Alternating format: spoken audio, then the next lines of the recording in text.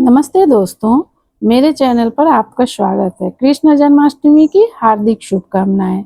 श्री कृष्ण जन्माष्टमी का त्यौहार कृष्ण भक्तों के लिए एक उत्सव के समान होता है, जिसे हर हिंदू घर में पूरी भक्ति और आस्था के साथ मनाया जाता है। इस दौरान श्री कृष्ण के जन्मोत्सव की जोर शोरों से तैयारी की जाती है। साथ ही भक्त शुभ मुहूर्त में भगवान श्री कृष्ण की पूजा अर्चना करते हैं और उनके जन्म का उत्सव मनाते हैं। भगवान श्री कृष्ण का जन्म भाद्रपद मास के कृष्ण पक्ष की अष्टमी तिथि को द्वापर युग में हुआ था। हमारे पंचांग और गणनाओं के माने तो यह हमारे कन्हैया का 5251वां जन्मोत्सव होगा। श्री कृष्ण जन्माष्टमी 16 अगस्त शनिवार को मनाया जाएगा। इस वीडियो में कृष्ण जन्माष्टमी की आसान पूजा विधि, जन्माष्टमी कथा, जन्माष्टमी में वर्जित कार्यों के बारे में जानेंगे। श्री कृष्ण जन्माष्टमी पर भगवान के बाल रूप लड्डू गोपाल की पूजा अत्यंत भावपूर्ण और शुद्धता से की जाती है। घर पर पूजन के लिए संपूर्ण एवं सरल विधि। सुबह स्नान करें। स्नान जल में गंगा जल और काले तिल मिलाना शुभ माना जाता है। दीप प्रज्वलित करें। श्री कृष्ण का ध्यान करके व्रत का संकल्प लें। जल और कुश के साथ सूर्य का अर्घ्य दें। घर के मंदिर में पूर्व दिशा की ओर कोई स्वच्छ स्थान चुन लें। उस स्थान को गंगा जल से पवित्र करें और पूजा हेतु स्वच्छ आसन बिछाएं। लकड़ी की चौकी पर लाल या पीला स्वच्छ कपड़ा बिछाएं। चौकी न होने पर भूमि पर भी कपड़ा बिछाकर वेदी को तैयार कर सकते हैं। बाल रूप श्री कृष्ण लड्डू गोपाल की मूर्ति या चित्र को आदर सहित चौकी पर रखें। फिर कलश स्थापना करें। मूर्ति के पास जल भरे तांबे पीतल के कलश में आम के पत्ते और नारियल रखें। कलश पर स्वास्तिक बनाएं और नीचे पंचधान्य रखें। अब झूला की सजावट। झूला को फूल मालाओं से और कपड़ों से झालरों से सजाएं। गोपी, गाय, बछड़ा, जसोदा नंद आदि की झांकी भी सजा सकते हैं। लड्डू गोपाल को खीरे में कैसे विराजमान करते हैं अब उसकी विधि जानते हैं। एक साफ बड़ा डंठल वाला खीरा लें। उसमें थोड़ा सा गड्ढा बनाकर लड्डू गोपाल को उसमें विराजित करें।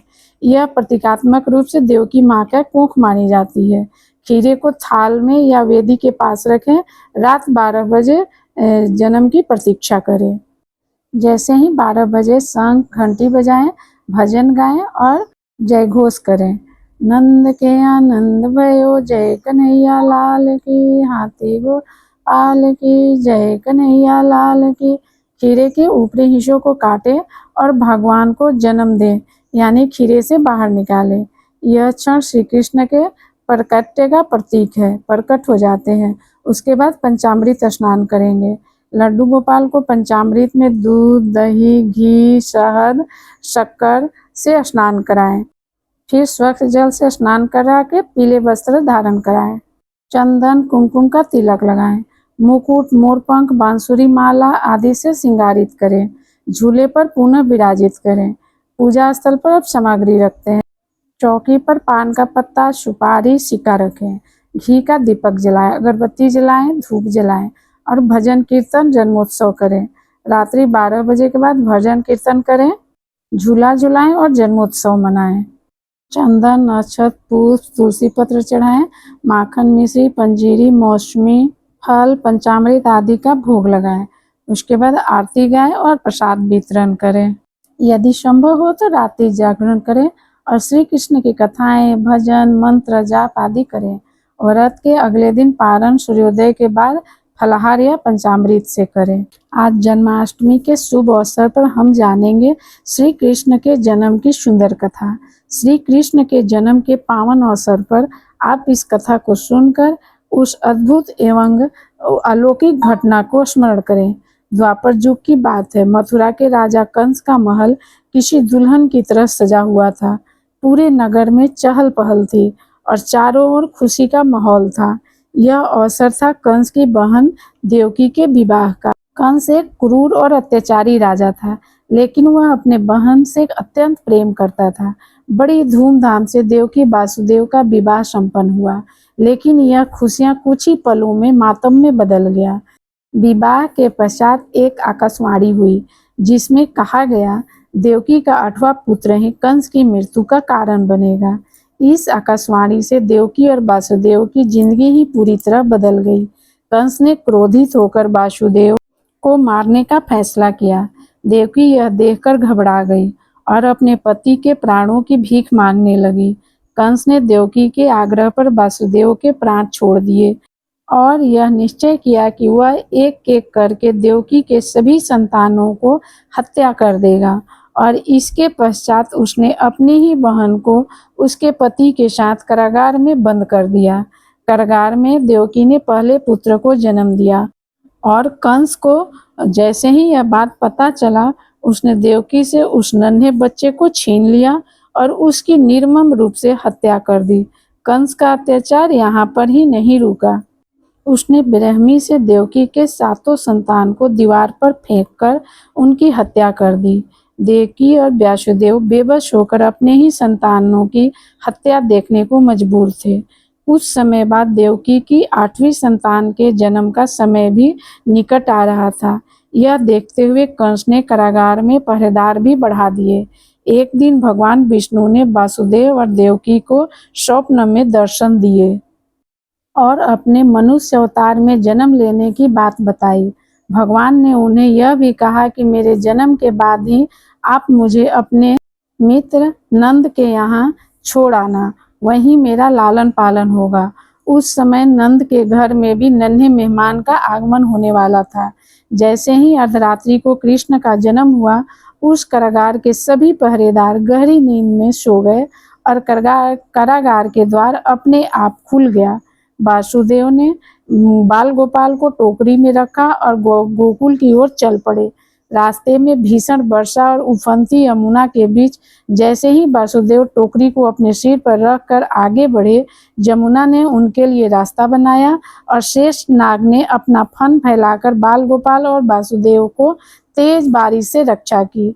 वासुदेव गोकुल पहुंचे और बाल कृष्ण को नंद के घर सुलाकर वहीं छोड़ दिए और जशोदा और नंद की नवजात शिशु माया को अपने साथ मथुरा ले आए। यहाँ जैसे ही कंस ने माया को देवकी के संतान समझकर उसे मारने के लिए दीवार पर पटका, वह कन्या कंस के हाथों से छूटकर आकाश में उड़ गई और एक दिव्य प्रकाश में परिवर्तित हो गई। उस प्रकाश से फिर आकाशवाणी हुई कि हे दुष्ट, तू मुझे जो समझकर मेरा वध करना चाहता है, मैं वो नहीं हूँ। तेरा काल गोकुल में सुरक्षित पहुँच चुका है और वहीं तेरा विनाश करेगा। इतना कहकर वह प्रकाश अंतर्ध्यान हो गया। इस प्रकार भगवान श्री कृष्ण का जन्म हुआ और उन्होंने अपने जीवन काल में कई लीलाएं रची और कंस का वध करके उसके अत्याचारों का भी अंत किया। जिस दिन उनका जन्म हुआ था, उस दिन को कृष्ण जन्माष्टमी के रूप में मनाया जाता है। तो दोस्तों, यह थी श्री कृष्ण के जन्म की अद्भुत कथा। अब जानेंगे जन्माष्टमी के वर्जित कार्यों के बारे में। उपासक जन्माष्टमी के दिन पूजा पाठ और व्रत के अलावा मंदिर को सजाने का भी खास ध्यान रखें। आपका हर प्रयास आपकी पूजा की शोभा बढ़ाएगा। इस दिन बाल गोपाल को बांसुरी अर्पित करना भी शुभ माना जाता है। आप भी कान्हा जी को बांसुरी जरूर अर्पित करें। आप चाहें तो भगवान जी को चांदी के बांसुरी भी अर्पित कर सकते हैं। आप व्रत के दौरान अन्न भूलकर भी ग्रहण ना करें। इसके अलावा और किसी की चुगली भी ना करें और ना ही किसी को से झूठ बोलें और ना किसी को सताएं। जन्माष्टमी पर भक्त प्रेम पूर्वक अपने आराध्य को प्रसन्न करने के लिए उनके प्रिय चीज़ों का भोग बनाते हैं। अगर आप भगवान को अर्पित करने के लिए भोग बना रहे हैं तो उसमें तुलसी के पत्ते डालना ना भूलें। जन्माष्टमी के दिन ध्यान, जाप और रात्रि जागरण का विशेष महत्व माना जाता है। माना जाता है कि इस दिन जाप और ध्यान करने से अनंत फल की प्राप्ति होती है। इसलिए उपासक जन्माष्टमी की रात में जागरण करके भगवान की पूजा से पहले पूरे उल्लास के साथ भजन कीर्तन अवश्य करें। गायों से भगवान श्री कृष्ण की रिश्ता काफ़ी पवित्र माना जाता है, इसलिए आप इस दिन गाय का चित्र लाकर और उनका भी पूजा करें। अगर संभव हो पाए तो सभी भक्तजन जन्माष्टमी के दिन किसी राधा कृष्ण मंदिर में जाकर भगवान के दर्शन करें। उपासक पूरे दिन भगवान का स्मरण करें और उनकी आशीष की कामना करें और पूजा के बाद अपनी भूल चूक के लिए प्रभु से क्षमा याचना करें। हम जानते हैं कि यह दिन आपके लिए कितना महत्वपूर्ण है और इसे और ख़ास बनाने के लिए यह जानकारी हम आपके लिए लेकर आए थे। हम आशा करते हैं कि पूजा और व्रत आपका फलीभूत हो। इसी के साथ मैं आपसे लेती हूँ विदा। और व्रत त्योहार की जानकारी के लिए मेरे चैनल से जुड़े रहिए। नमस्कार।